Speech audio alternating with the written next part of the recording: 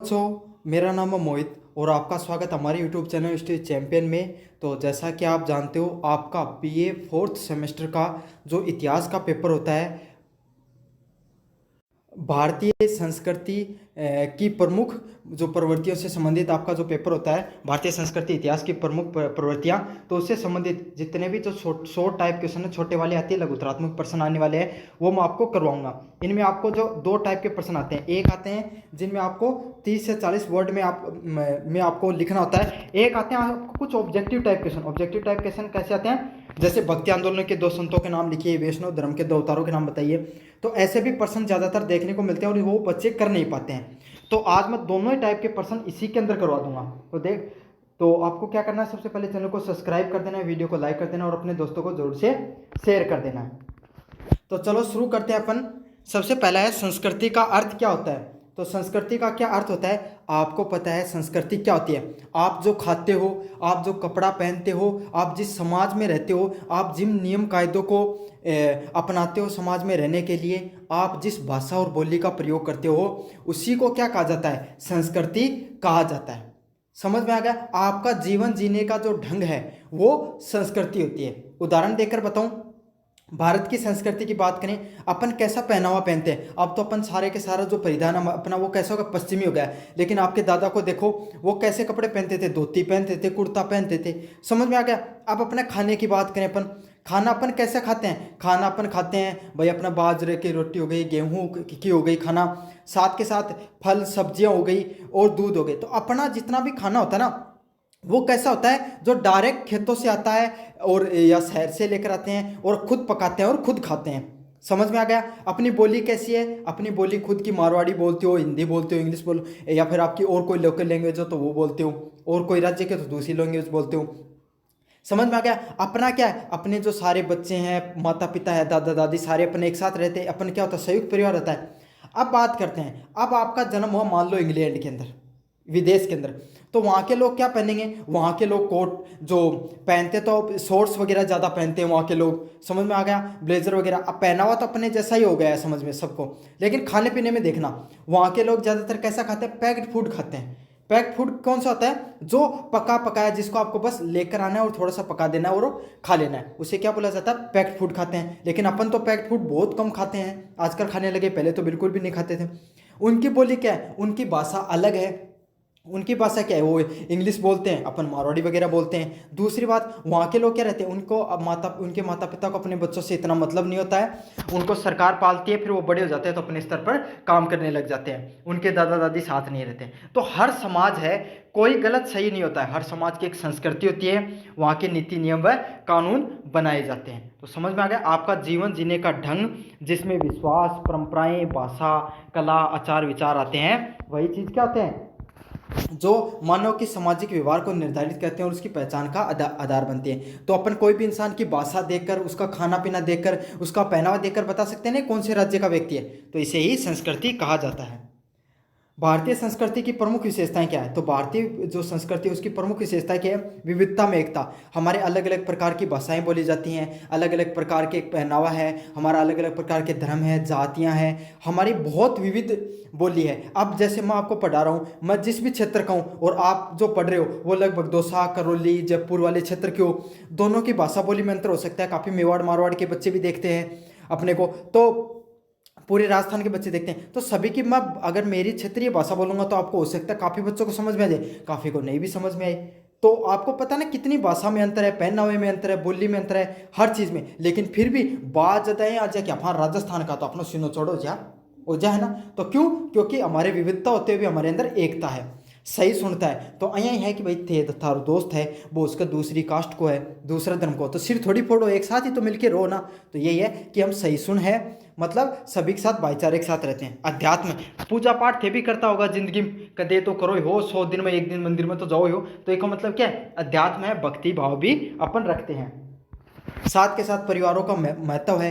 परिवारों का महत्व मतलब माता पिता की आफा के करा बात मानना। हाँ आजकल कौन मानो थे मन बेरो है, लेकिन थोड़ी बहुत तो मानना। यहाँ परंपराओं की निरंतरता है, मतलब त्यौहार वगैरह आते हैं तो सभी लोग मिलकर मनाते हैं। तो यही है भारत की जो संस्कृति है, उसमें विविधता में एकता है, भाईचारा है, अध्यात्म भक्ति है, पारिवारिक मूल्य हैं और परंपराओं को हमारा जीवन इन सब चीज़ों से जुड़ा हुआ है। तो सारा उदाहरण था, समझ में आ गया ना, अच्छे से कराना आप एग्जाम में ये प्रश्न आए तो। भारतीय संस्कृति का सार क्या है? भारतीय संस्कृति का सेम प्रश्न वो वाला छोड़ दो, प्रश्न आएगा तो यही आएगा, ये नहीं आएगा प्रश्न। वैदिक धर्म के मुख्य तत्व क्या थे? तो वैदिक धर्म क्या है? हिंदू धर्म है, उसकी शुरुआत वैदिक धर्म से होती है, जो वेदों पे आधारित धर्म था। मतलब जो वेद थे उसमें जो नियम कायदे दिए गए थे उसी हिसाब से जो समाज चलता था, जो लोग उस नियमों को मानते थे, उस धर्म को मानते थे, उसे क्या कहा जाता है? वैदिक धर्म माना जाता है। अब वैदिक धर्म में क्या था? भगवान अग्नि को माना जाता था, इंद्र वरुण जैसे देवताओं को माना जाता था। तो 3 नाम तो था, ये याद रख लेना के आग मतलब अग्नि, पानी मतलब भगवान इंद्र, और वरुण मतलब वायु। यहाँ याद कर लो, तो आग, पानी और वायु, तो इंद्र, अग्नि और वरुण अच्छे से याद आगो था ना, हम तीनों को नाम याद कर लेना है, ठीक है। इन सब देवताओं की पूजा की जाती थी। उस टाइम में क्यों को ज़्यादा यज्ञ कराया जाया करता, वेद पढ़ाया जाया करता, मंत्रों का उच्चारण कराया जाया करता। समझ में आ गया? मंत्रों का उच्चारण, यज्ञ, पूजा पाठ है, और कर्म कांड और ब्रह्मांड की रचना के प्रमुख दर्शन थे। तो समझ में आ गया आपको? कर्म कांड पर ज़्यादा विश्वास कराया करता, पूजा पाठ होगी, यज्ञ होगा, बलि देना होगा, इन सब चीज़ों पर ज़्यादा ही ध्यान दिया जाता था। साथ के साथ धर्म प्रकृति और देव शक्तियों को उपासना पर आधारित था। मतलब भाई जिस टाइम में लोगों ने इतना नॉलेज नहीं थो, तो जो आसपास प्रकृति में जो चीज़ देख ली वो कैसा वो देवता बना दिया। समझ में आ गया आपको? तो धर्म जो है वो प्रकृति और देवी शक्तियों पर आधारित था। जहाँ कदे अकाल पड़ गो या आग लागी जंगल में तो अग्नि की पूजा शुरू कर दी, या कदे मतलब बारिश नहीं हो रही है तो भगवान इंद्र की पूजा कर दी। क्योंकि उस समय भाई इंसान है थोड़ी कि मन पढ़ के बाद कॉलेज में टॉप मारना हो, वो काम तो होगा नहीं। जब आदमियों के पेट भरना हो और आराम से जिंदगी जीनी ही, तो बस उनके लिए तो बारिश बढ़िया हो जाती है तो भगवान इंद्र खुश, आग वगैरह से संबंधित वायु वगैरह से अच्छे से चलती रहे, कभी तूफान वगैरह नहीं आए तो भगवान वरुण। समझ में आ गया ना आपको कि जैसी ज़रूरतें होती हैं उसी हिसाब से इंसान की जो परिस्थितियां हैं, देवता, धर्म सब बदल जाते हैं। तो समझ में आ गया आपको ये प्रश्न। अगले वाला प्रश्न है बौद्ध धर्म की मुख्य सिद्धांत क्या है? तो बौद्ध धर्म में 4 आर्य सत्यों को बताया है। मतलब अगर कोई भी इंसान हो ना, 4 आर्य सत्य बताए गए कि है। पहलो है दुख जिंदगी में हमेशा रहेगा। दूसरो दुख को कारण क्या? तृष्णा मतलब इच्छाओं के कारण जितनी ज़्यादा इच्छाएं करोगे जीवन में उतने ज़्यादा ही आपके दुख बढ़ेंगे। तीसरा क्या है? उसका दुखों का त्याग करने का क्या है? उसको मुक्ति प्राप्त करो। मुक्ति किससे प्राप्त करोगे आप? षष्टांगिक मार्ग को अपना कर करोगे। तो इसे 4 आर्य सत्य को नाम से जाना जाता है, या फिर षष्टांगिक मार्ग से नाम से जाना जाता है, जिसमें दुखों की मुक्ति मतलब निर्वाण मतलब मोक्ष की प्राप्ति, अहिंसा, लड़ाई नहीं करना, करुणा और मध्यम मार्ग आत्म संयम पर बल दिए। मतलब महात्मा बुद्ध है कहो कि भाई जी बात है कि मैं भी जिंदगी में कह रिया कर तो कि जिंदगी में सुख और शांति हो रिया कर, तो थे भी सुख और शांति हो रिया करो। सीधी बात है, अहिंसा को प्रिय करो। कोई भी चालता कुत्ता का लकड़ी मत मार दिया करो, कोई चालता आदमी के साथ लड़ाई मत कराया करो, है ना। मध्यम मार्ग, जीवन को मध्यम मार्ग क्यों है कि ना तो ज़्यादा जिंदगी में मतलब बहुत ऊंचाई पर जानो, ना जिंदगी में बहुत ज़्यादा मतलब एकदम दुखी हो जानो। मध्यम मार्ग के भी थोड़ा आँख आदमी जो हमेशा खुश सोई दिखे, है ना। और आत्म संयम मतलब हमेशा खुद पर नियंत्रण होना जरूरी है। खुद पर आपको खुद पर जीवन में संयम रखना जरूरी होगा, तभी आप दुखी होने से बच सकते हो। तो इसी को बुद्ध धर्म के नाम से जाना जाता है, और इसके संस्थापक कौन थे? महात्मा बुद्ध थे। अगले वाला प्रश्न है जैन धर्म के प्रमुख सिद्धांत क्या है? तो जैन धर्म के प्रमुख सिद्धांत क्या है? इसमें भी 5 नियम बताए गए हैं। पहला नियम अहिंसा, मतलब आपको हिंसा नहीं करनी है, हमेशा सत्य बोलना है। समझ में आएगा? अस्त्य चोरी नहीं करनी है, और ब्रह्मचर्य का पालन करना है, और अपरिग्रह घर की है उसको त्याग करना। तो ये सब चीज़ें हैं, वो सारे नियम बताए गए हैं। रट लो इन सारी चीज़ों को। सबसे पहले अहिंसा नहीं करनी है, सत्य बोलना है, चोरी नहीं करनी है, ब्रह्मचर्य का पालन करना और अपरिग्रह का पालन करना है। तो इन सब चीज़ों को आप क्या नियमों को मानकर आपको क्या हो सकती है? मोक्ष की प्राप्ति हो सकती है। साथ के साथ आपको तप, संयम और त्याग की भी आवश्यकता होती है जीवन में संयमित जीवन जीने के लिए। 7वां नंबर प्रश्न है वैष्णव धर्म का क्या विशेषताएं होती हैं? तो वैष्णव धर्म है उसकी क्या विशेषताएं हैं? तो वैष्णव धर्म विष्णु और उसके अवतार राम, कृष्ण आदि की भक्ति पर आधारित है। तो वैष्णव धर्म है ये किस पे आधारित होता है? भगवान राम हो गया, कृष्ण हो गया, उसकी भक्ति पर आधारित होते हैं। इसमें प्रेम, भक्ति, नैतिकता और भगवत कृपा से मोक्ष की प्राप्ति पर बल दिया गया है। तो वैष्णव धर्म कौन सा है? जो भगवान विष्णु की धर्म भक्ति की बात करें, जिनको ना जे राम अज आगा, भगवान राम हो गए, भगवान कृष्ण हो गए, इन सब की भक्ति पर आधारित होता है। और हनको क्या है? प्रेम। आपको पता है भगवान श्री कृष्ण हो गया या फिर भगवान राम हो गए, इनकी भक्ति वो किससे संबंधित होती है? प्रेम भाव से संबंधित होती है। नैतिकता मतलब भगवान श्री राम को मर्यादित पुरुष के रूप में दिखाया गया है, तो आपको कैसा जीवन जीना चाहिए? मर्यादापूर्ण जीवन जीना चाहिए, संयम से जीवन जीना चाहिए, तभी आप क्या कर सकते हो? मोक्ष की प्राप्ति कर सकते हो। इस पर ये काम करता है। अगला शैव धर्म का मान्यता क्या है? तो शैव धर्म पुरुष है भगवान शिव की उपासना पर जो धर्म आधारित होता है उसको शैव धर्म के नाम से जाना जाता है। इसमें योग, आपको पता है भगवान शिव है उसका कनेक्शन किससे? योग से। कदे भी भगवान शिव ने थे तो नाचता देखोगा, है ना, नटराज की मूर्ति में, या फिर तो एकदम बैठा शांत भाव में बैठा भक्ति में लीन देखोगा। तो योग और ध्यान के सबसे बड़े देवता अगर कोई माना जाता है तो कौन माना जाता है? भगवान शिव को ही माना जाता है। वैराग्य, वैराग्य मतलब क्या हुआ? जीवन में सब कुछ त्याग करके अकेले रहना। तांडव नृत्य मतलब नाच, तो बता रहे हो ना, नाचता ही देखोगा नटराज की मूर्ति में। और सृष्टि के उत्पत्ति करने वाले, पालन करने वाले और श्रृंगार करने वाले, तो भगवान शिव में सारा गुण ही। शांत भी है तो गुस्सेल भी मिलेगो था, ठीक है। सृष्टि के निर्माण भी कर सका है, उनको पालन भी कर सका, उनको श्रृंगार भी कर सका, सारा गुण ही भगवान शिव के अंदर। कि प्रकृति शिव की भूमिका को महत्व दिया, इसलिए क्या हुआ है? भगवान शिव की जो भूमिका उस पर ज़्यादा महत्व दिया गया है। अब भक्ति आंदोलन का क्या उद्देश्य है इस पर बताना आपको। भक्ति आंदोलन की थी थानबेर है, जब जो आपको जो वैदिक धर्म है वो अपनी चरम सीमा मतलब क्या हुआ था? कर्मकांड ज़्यादा बढ़ गया, बलि बलि देने लगा, हर वर्ण व्यवस्था बढ़ गई थी, जिससे क्या जातिवाद है वो बहुत ज़्यादा चरम सीमा पर था। तो जो नीचे जाति के लोग होते थे उनको धर्म मानने का अधिकार नहीं होता था, उनका जीवन बहुत खराब हो चुका था। साथ के साथ उसी समय भारत के अंदर मुस्लिम आक्रांताओं ने भी आक्रमण कर रखा था, तो वो क्या धर्म परिवर्तन पर भी जोर देते थे। इससे भारतीय जो हिंदू सभ्यता वो लगभग खत्म, धीरे धीरे खत्म होती जा रही थी। तो उसी समय एक आंदोलन निकल के आता है, भक्ति आंदोलन, जो किस चीज़ को सहारा देता है? वो देता है कि हमें इन कर्म कांडों से बचकर भगवान की सच्ची भक्ति पर ध्यान देना चाहिए, जिसमें हमें भक्ति करनी चाहिए, पूजा पाठ करनी चाहिए, है ना, भगवान के भजन करने चाहिए। भाई आदमी दुख में क्या करे? भजन ही करे, समझ में आ गया? तो भजन करना चाहिए, है ना, और भगवान से प्रेम करना चाहिए। समझ, सबसे बड़ी बात है उन्होंने प्रेम पर ज़्यादा जोर दिया और ईश्वरीय एकता पर भी इन्होंने दिया है। तो इन सब चीज़ों से मुक्त होके भाई कोई भी व्यक्ति है वो भक्ति आंदोलन में भगवान ने मानस का चीज़ को दिया, अधिकार दिया। तो इसके प्रमुख कौन रहे? तुलसीदास, कबीर व मीराबाई आदि प्रमुख संत थे। अगला प्रश्न है, भारत में सूफीवाद की विशेषताएं क्या थी? तो आपको पता है जैसे हिंदू धर्म में भक्ति आंदोलन हुआ, वैसे ही जो मुस्लिम धर्म है उसमें सूफी आंदोलन निकल कर आता है, और ये इस्लाम से संबंधित, मतलब मुस्लिम धर्म से संबंधित इसकी शाखा थी। ये भी किस पर बात करते थे? ये प्रेम, भक्ति और ईश्वर से मिलन की अनुभूति बात कर, ये भी वही बात किया करता। हमको भी यही हो कि भगवानों मिलन के लिए सेम हिंदू धर्म था, वैसे मुस्लिम धर्म में भी क्या कर्मकांड वगैरह ये सब बढ़ गए थे। तब सूफी संत आए, जैसे अजमेर की जो अपनी दरगाह है ना, वो सूफी संत ही तो हैं, चिश्ती सूफी संत चिश्ती हैं वो। तो उसमें क्या होता था? ये किसकी बात करते थे कि प्रेम, भगवान ईश्वर से प्रेम करो, मिलाए थे। सोचो कि भगवान और मैं एक जाए कहाँ, तो इससे क्या होता? मिलन की अनुभूति होगी। और इससे क्या हुआ? भारत में यह भाईचारा, संगीत, कव्वाली, अब थे जो कव्वाली सॉन्ग सुना करो, है ना, जो नसरुद्दीन है जिन्होंने काफ़ी सॉन्ग आपको देखने को मिलते हैं, वो कव्वाली हैं, वो सूफी संतों की देन देखने को मिलती है।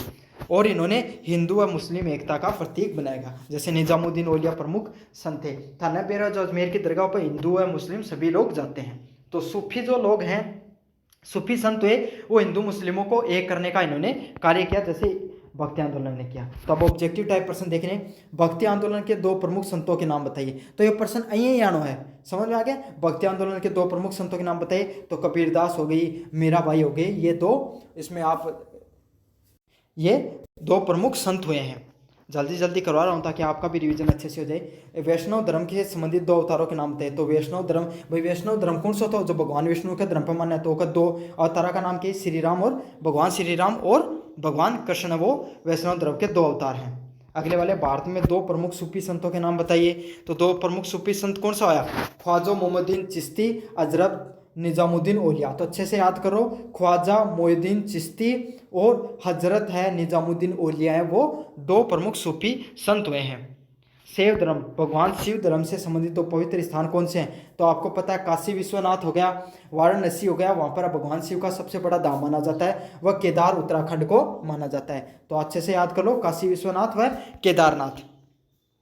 जैन धर्म के 2 तीर्थकारों के नाम बताइए। तो कौन से पहले तीर्थकार कौन थे? ऋषभ देव। और आखिरी तीर्थकार कौन थे? महावीर स्वामी। तो एक प्रश्न ऐसे भी आ सकता है, पहले व आखिरी जो जैन धर्म है उनके तीर्थकारों के नाम बताइए। तो पहले ऋषभ देव थे, आखिरी कौन थे? महावीर स्वामी थे। तो आपको अच्छे से याद हो गया आपका प्रश्न। ये प्रश्न इस तरीके से भी आ सकता है। बौद्ध धर्म के 2 प्रमुख ग्रंथों के नाम बताइए। तो त्रिपिटक है वो ग्रंथ होता है जिसमें धम्म, सुत और विनय। तो धम्म पिटक, सुत पिटक और विनय पिटक, ये 3 प्रकार के पिटक देखने को मिलते थे। त्रिपिटक के भी 3 भाग है जो मैंने बता दिए हैं। ये प्रश्न ऐसे भी आ सकता है, त्रिपिटक के 3 जो ग्रंथ है उनके नाम बताइए, और धम्मपद। तो इन दोनों को आपको अच्छे से याद कर लेना है। ये प्रश्न आएगा तो इस प्रकार से आएगा। अगले वाला क्या? जैन धर्म के 2 प्रमुख सिद्धांत क्या हैं? तो अहिंसा हो गया, परिग्रह हो गया, सत्य हो गया, ब्रह्मचर्य हो गया। ये सब किससे संबंधित है? जैन धर्म के 2 प्रमुख सिद्धांतों से संबंधित है। तो 4 भी पूछ सकता है आपको, सब प्रमुख सिद्धांत ऐसे भी आ सकता है। प्रमुख सिद्धांत बताइए। तो अहिंसा हो गया, सत्य हो गया, ब्रह्मचर्य हो गया, अपरिग्रह हो गया और अस्त्य हो गया। ये सारे के सारे जैन धर्म के प्रमुख सिद्धांत हैं।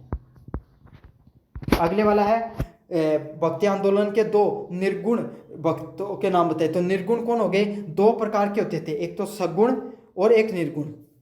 समझ में आ गया? तो सगुण संत कौन होते थे? जो भगवान के रूप दर्शन में विश्वास रखते थे, जो मूर्ति पूजा में विश्वास रखते थे। उनका मानना है कि भगवान है वो का कोई रूप होता है। जैसे कोई भगवान श्री राम को मानता था, कोई श्री कृष्ण को मानता था, कोई शिव जी को मानता था। तो वो क्या होते? सगुण भक्ति धारा को मानने वाले थे। और कुछ लोग ऐसे थे जो कहते थे भगवान का कोई आकार नहीं होता है, भगवान हर कण में व्याप्त होते थे। वो मूर्ति पूजा का क्या करते थे?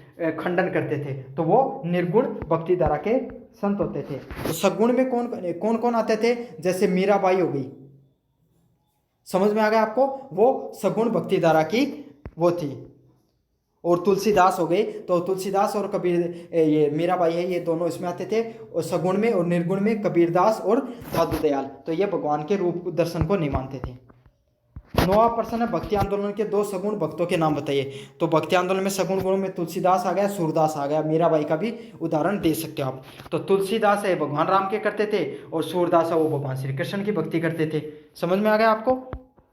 और दोनों ही वैष्णव धर्म से संबंधित थे, ये भी याद रख लेना। सूफीवाद के 2 प्रमुख विचारों को नाम बताइए। तो ईश्वर से प्रेम करना आत्मा की शुद्धि है, ये सूफीवाद के 2 सिद्धांतों पर कार्य करते थे।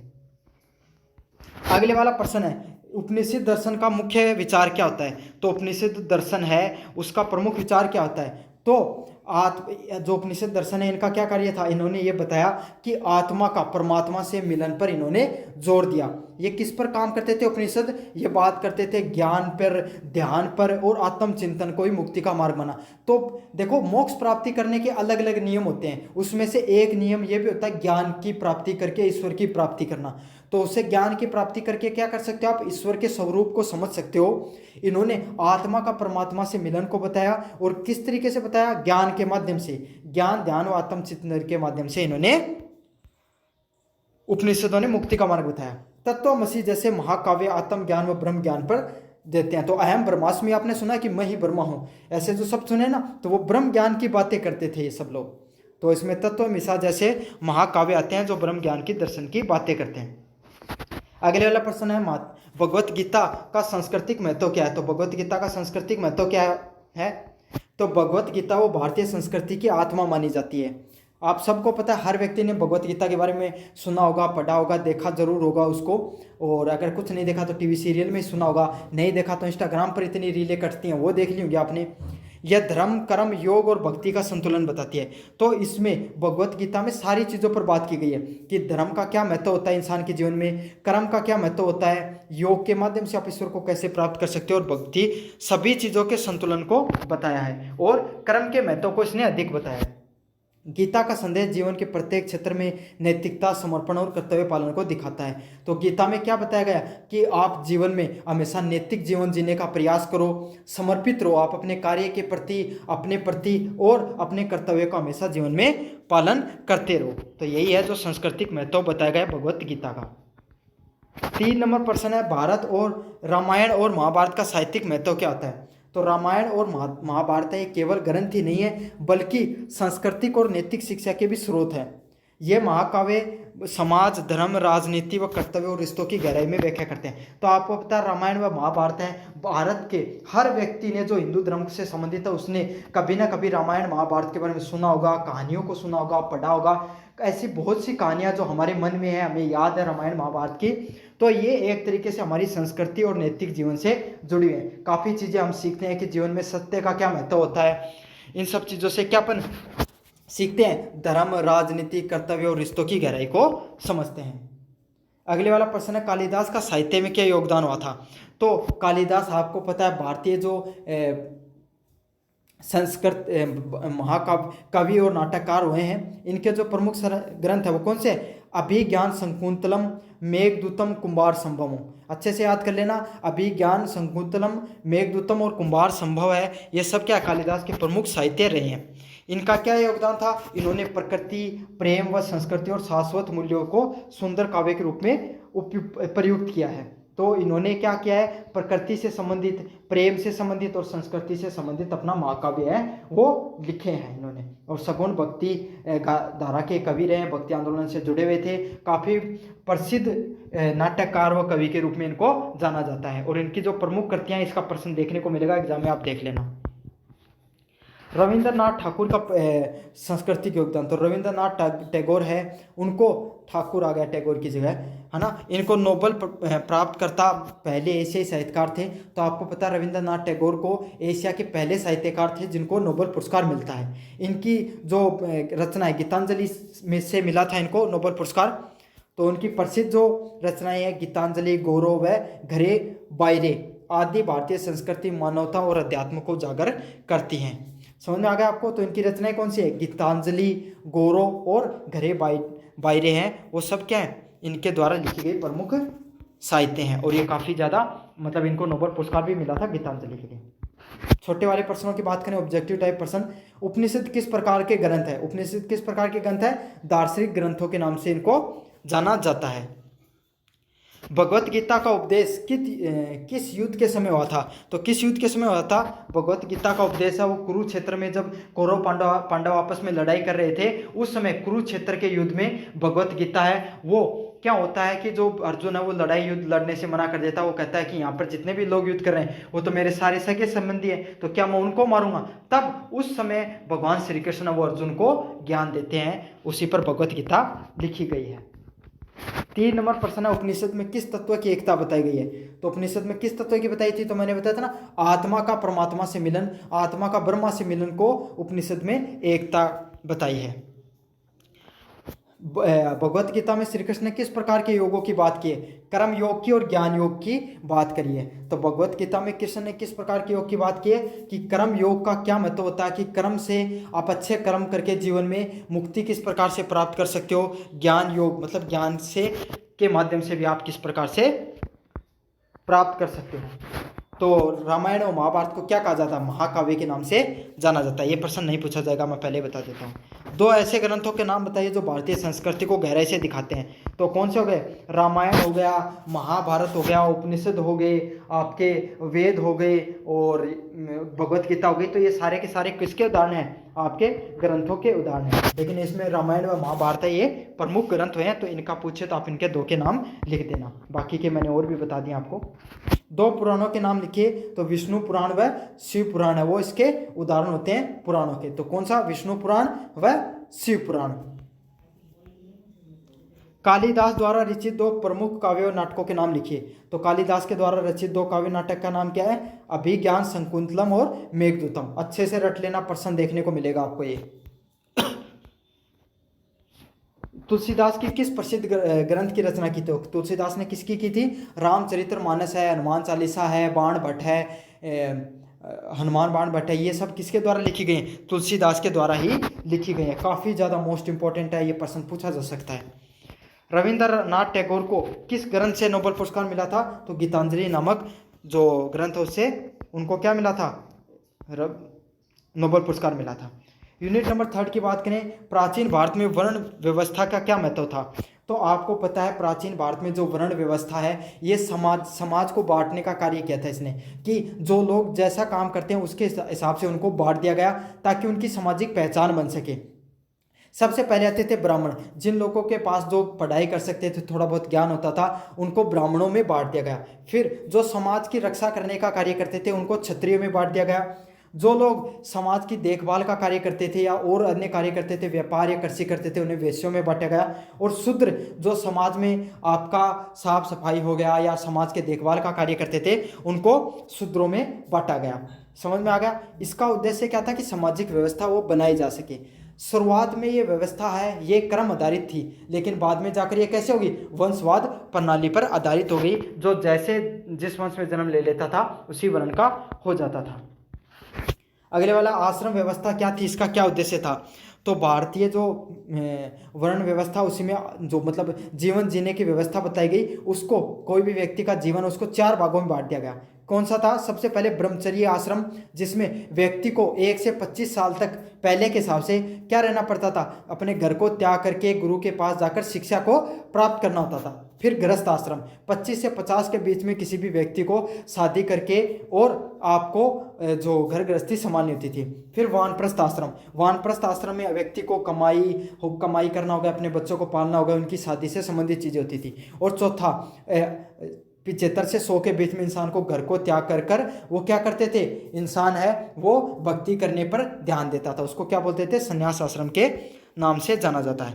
तो ये व्यवस्था थी जो अध्यात्म से लेकर सामाजिक विकास से लेकर अध्यात्म के साथ जीवन के हर पहलू हर चरण को दिखाती थी। अगले वाला प्रश्न है संस्कारों का प्राचीन भारतीय समाज में क्या महत्व है? तो संस्कार हैं वो शुद्धिकरण और अध्यात्म उन्नति किए जाने वाले धार्मिक अनुष्ठान हैं। तो संस्कार है वो क्या होते हैं? हमारे जीवन में जीने का तरीका को क्या बोला जाता है? संस्कार बोला जाता है। जैसे उपनयन, विवाह, अनिष्ट हो गया, ये सभी चीज़ें क्या होती हैं? व्यक्ति के सामाजिक और धार्मिक जीवन शुरू और संचित होते हैं। तो इससे व्यक्ति का जो सामाजिक और धार्मिक जीवन है उसके बारे में पता चलता है कि कैसे व्यक्ति को जीवन जीना चाहिए, कैसा ही जीवन को जीने का तरीका क्या होता है। अगले वाला प्रश्न पुरुषार्थ क्या है, किस और उसके 4 पुरुषार्थ कौन से होते हैं? तो पुरुषार्थ क्या होते हैं? मानव जीवन के 4 उद्देश्यों को पुरुषार्थ बोला गया। पहला धर्म व कर्तव्य, तो कोई भी इंसान है उसका क्या कर्तव्य, उसका क्या धर्म है, वो उसका पहला क्या कर्तव्य होता है। दूसरा अर्थ, तो पहले इंसान को धर्म से चलना चाहिए। दूसरा अर्थ, इंसान को जीवन जीने के लिए पैसा कमाना जरूरी होता है ना, तो वो भी उसका कर्तव्य होता है। काम मतलब इच्छा, भाई इंसान के जीवन में इच्छा होगी कुछ प्राप्ति करने की, कुछ महत्वाकांक्षा होगी, तभी तो जीवन में प्रगति करेगा। तो इंसान के अंदर इच्छा होगी। और अंतिम कर्तव्य क्या होगा? मोक्ष की प्राप्ति। तो उसमें सब कुछ करने के बाद में जीवन में उसको मोक्ष के लिए सोचना चाहिए, भक्ति मार्ग को भी अपनाना चाहिए। और ये चारों जीवन को संतुलित जीवन के लिए आवश्यक माने गए। तो कोई भी व्यक्ति है उसका जीवन अगर संतुलित रूप से है तो ये चारों का महत्व अपनी जगह। और भारतीय दर्शन की आधारशिला है, तो ये चारों के चारे भारतीय जो दर्शन उसके आधारशिला है। अगले वाला भारतीय मंदिर वास्तुकला की 2 प्रमुख विशेषताएं बताइए। तो कौन सी विशेषताएं? पहले शिखर और गर्भगृह की उपस्थिति। तो भारतीय मंदिर है वो उसमें क्या होता है? सबसे पहले आप कोई भी मंदिर होता है उसमें क्या देखते हो? तो चबूतरा धरा जाता है। पहले तो प्रवेश द्वार होगा, फिर उसमें आपको क्या देखा जाएगा? मंडप, जिसपे मतलब वो जो चबूतरा होता है उसको मंडप बोला जाता है। फिर गर्भगृह है। गर्भगृह क्या होता है? जहाँ पर जो मूर्तियां वगैरह रखी जाती हैं भगवान की, उसको गर्भगृह बोला जाता है। और ऊपर आप गुंबद सी देखते हो ना, ऐसी ऊंची सी बनाकर रखते हैं, उसको शिखर बोला जाता है। तो भारतीय मंदिर वास्तुकला में शिखर व गर्भगृह की उपस्थिति है वो क्या होती है? प्रमुख रूप से देखने को मिलती है। साथ के साथ नक्काशी देखने को मिलेगी, स्तंभ देखने को मिलेगा, मूर्ति व मंडप देखने को मिलेगा। और उत्तर व भारत की जो व्यवस्थाएं उसमें यही अंतर पाया जाता है। तो आप ऑब्जेक्टिव टाइप प्रश्न कर लें। जल्दी मैं करवा रहा हूँ, ज़्यादा एक्सप्लेन नहीं कर रहा हूँ, क्योंकि आपको लास्ट टाइम में क्विक रिवीजन करना होता है इन सब प्रश्नों का, तो वो करके चले जाएंगे। वर्ण व्यवस्था के 4 वर्ण कौन से थे? तो ब्राह्मण हो गए, क्षत्रिय हो गए, शूद्र हो गए, वैश्य हो गए। ये क्या थे? 4 वर्ण होते थे। आश्रम व्यवस्था के 4 चरण कौन से थे? तो ब्रह्मचर्य मैंने अच्छे से एक्सप्लेन कर दिया, गृहस्थ हो गया, वानप्रस्थ हो गया, संन्यास हो गए। ये चारे के चारों क्या थे? आश्रम व्यवस्था के 4 चरण होते थे। उपनयन और विवाह किस श्रेणी में आते थे? तो उपनयन और विवाह ये किस श्रेणी में आते हैं? मोस्ट इंपोर्टेंट प्रश्न है संस्कार में। तो संस्कार के 2 श्रेणियां बताएं, तो उसमें उपनयन व विवाह आएगा। याद रख लेना, उपनयन व विवाह है वो संस्कार की श्रेणी में आते हैं। मोस्ट इंपोर्टेंट आ जाएगा तो कर लेना। चार पुरुषार्थों के नाम बताइए। तो चार पुरुषार्थों में कौन सा है? धर्म हो गया, अर्थ हो गया, काम हो गया, मोक्ष हो गया। ये चार के चार पुरुषार्थ बताए गए हैं। धर्म, अर्थ, काम और मोक्ष चार पुरुषार्थ होते हैं। अगले वाला प्रश्न है, संस्कारों का उद्देश्य क्या होता है? तो व्यक्ति को शारीरिक व मानसिक और आध्यात्मिक शुद्धिकरण करना ही संस्कारों के रूप में जाना जाता है। तो कोई भी व्यक्ति वो शारीरिक रूप से, मानसिक रूप से और आध्यात्मिक रूप से शुद्धिकरण रहे, शुद्ध रहे, उसी को क्या कहा जाता है? संस्कारों के रूप में उसको जाना जाता है। 6 नंबर प्रश्न है, किस प्रकार की वास्तुकला में शिखर और गर्भ होते हैं? तो किस प्रकार की वास्तुकला में होते हैं? भारतीय जो मंदिर वास्तुकला उसमें शिखर व गर्भगृह है वो बनाया जाता है। मंडप हो गया या देव प्रस्थान, ऐसा कुछ शब्द वो दिमाग से निकल गया, वो भी किसका पार्ट होते हैं? भारतीय मंदिर वास्तुकला का स्थान होते हैं। अगले वाला प्रश्न है, खुजराहों के मंदिर किस शैली पर बने हुए? तो नागर शैली पर बने हुए। तो उत्तर भारत की जो मंदिर स्थापत्य कला वो नागर शैली है। दक्षिण भारत की कौन सी है? द्रविड़ शैली है। वेसर शैली कौन सी है? दोनों की मिश्रित शैली को वेसर शैली के नाम से जाना जाता है। तो खुजराहो हो गए, आबू के मंदिर हो गए, वो कौन सी शैली के उदाहरण है? नागर शैली के उदाहरण है। तो ये प्रश्न ऐसे भी आ सकता है, नागर शैली के 2 मंदिरों के उदाहरण बताइए। तो बता देना, खुजराहो के मंदिर, आबू के मंदिर। 8 नंबर प्रश्न है, उड़ीसा के सूर्य मंदिर को क्या कहा जाता है? तो कोणार्क मंदिर के नाम से जाना जाता है। दक्षिण भारत की मंदिर शैली का क्या कहा जाता है? तो मैंने बता दिया, द्रविड़ शैली के नाम से जाना जाता है। और द्रविड़ शैली पे आप बताना, उसके उदाहरण बता देना। बृहदेश्वर का मंदिर हो गया, सूर्य कोंकाण मंदिर हो गए, सब द्रविड़ शैली के उदाहरण हैं। तो जो आबू के खुजराहों के मंदिरों की क्या विशेषता होती है? नक्काशी और मूर्तिकला वो प्रमुख विशेषता होती है। अब बात करें यूनिट नंबर 4 की। तो जो रॉक पेंटिंग क्या है? तो रॉक पेंटिंग है शैली चित्रकला, वो क्या होती है? तो रॉक पेंटिंग क्या होती है? जो रॉक मतलब क्या हो गया आपका, जो ये चट्टान हो गई, उस पर काट काट के चित्रकला बना दी जाती थी, उसको किस नाम से जाना जाता है? उसको रॉक पेंटिंग के नाम से जाना जाता है। तो कोई भी जो जो पहले का समय हुआ करता था उसमें क्या गुफाओं पे, मंदिरों पे, दीवारों पे क्या चित्रकला कर दी जाती थी, जिसमें जीवन हो गया, उन लोगों का जीवन कैसे होता था, जैसे ऐसे चित्र मंडे होते थे वो, ऐसे कोई शिकार लिए हुए है ऐसे वाला, है ना। पशुपालन, शिकार व नृत्य को दर्शाते थे। तो इसमें क्या होता था कि चित्रकला में क्या देखने को मिलता था कि पशुपालन हो गया, शिकार हो गया, नृत्य हो गया, ये सब चीज़ें उसमें देखने को मिलती थी। मध्य प्रदेश की भीमबेटका की गुफाएं वो किसकी उदाहरण है? रॉक पेंटिंग का ही उदाहरण है।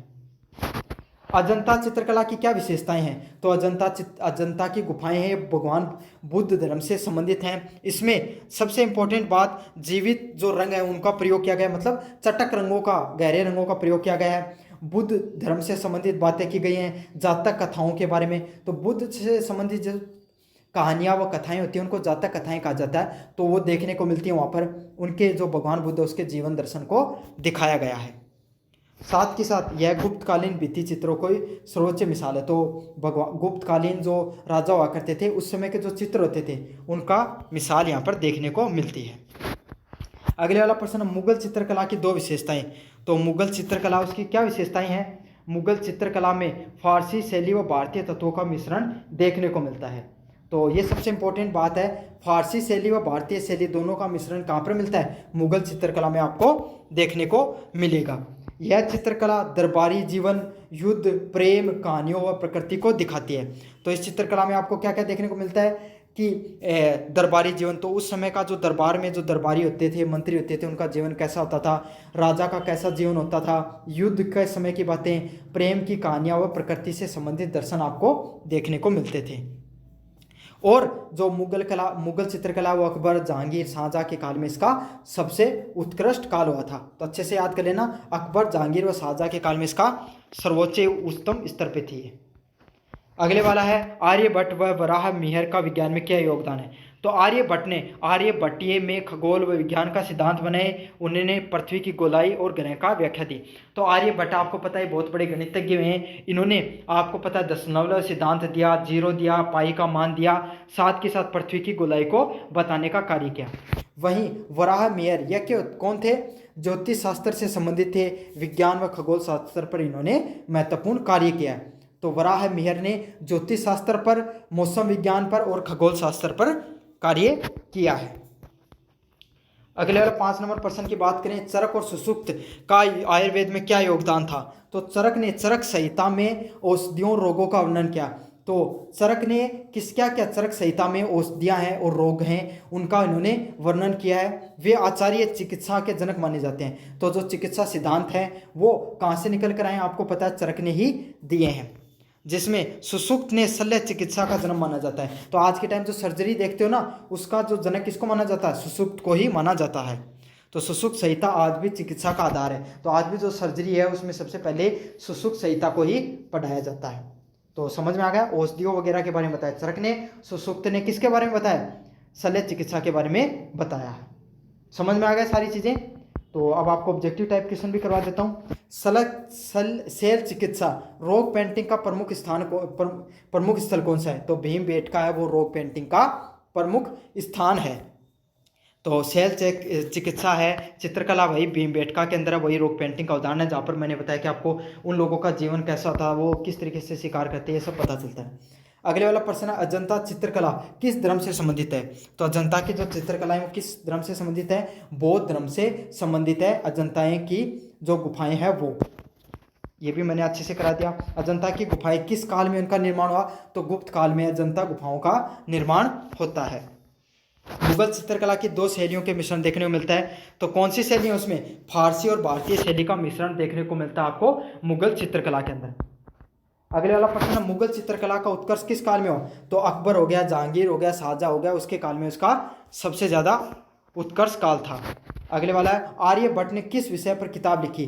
तो गणित व खगोल शास्त्र पर इन्होंने किताब लिखी, आर्यभट्टियम। समझ में आ गया, ये प्रश्न आ सकता है, मोस्ट इंपॉर्टेंट प्रश्न है। वराह मिहिर को किस शास्त्र के ज्ञाता थे। तो ज्योतिष और खगोल शास्त्र के वराह मिहिर वो ज्ञाता थे। अगले वाला है, चरक ने किस चिकित्सा शाखा का जनक माना जाता है। आयुर्वेद व आंतरिक चिकित्सा शाखा का जनक इनको माना जाता है।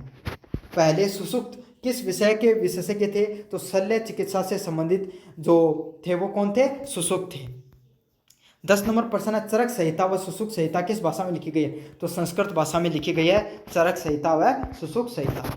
तो ये तो था आपका पूरा रिवीजन करा दिया, छोटे टाइप के प्रश्न ऑब्जेक्टिव सब करवा दिए हैं, कुछ भी नहीं छोटा है। तो मुझे उम्मीद है कि आपको वीडियो अच्छा लगा हो। तो चैनल को जरूर से सब्सक्राइब कर देना, वीडियो को जरूर से लाइक कर देना। धन्यवाद।